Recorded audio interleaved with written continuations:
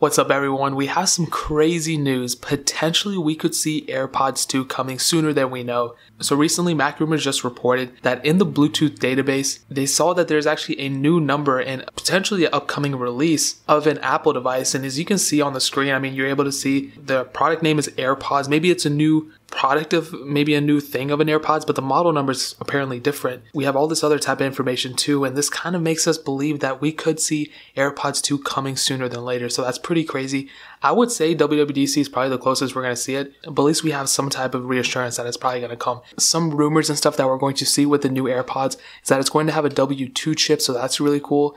It's going to be able to connect faster to your device. Apparently they're going to be waterproof, which is going to be pretty awesome as well. You know, we have all these freaking things that are waterproof, our phones. Really the only things that aren't waterproof now are MacBooks and the AirPods, but I believe these were somewhat water resistant, but they weren't like what you think. Like they weren't, you can't like dump them in water or anything. We're going to apparently get better battery life as well, so that's going to be very, very good. I never really had too much problems with the battery life on these. I like them a lot, but I always take better battery life than having worse battery life. Now, another good thing about these is that quite possibly with the new AirPods coming out, we could see AirPower coming out with it too at WWDC, which is like a whole 2 years later or whatever. And it's super weird that they did it like that. But with that, they'll be able to do the wireless charging case. So quite possibly they waited this long for the AirPods 2 refresh because it's been about 2 years since these have came out. And WWDC would make way more sense for them to release it at instead of just doing a random release like now or something like that. So we'll definitely see a wireless charging case that we can just throw our case onto the AirPower or whatever and just charge it, or even like any Qi wireless charger. So that's really, really good.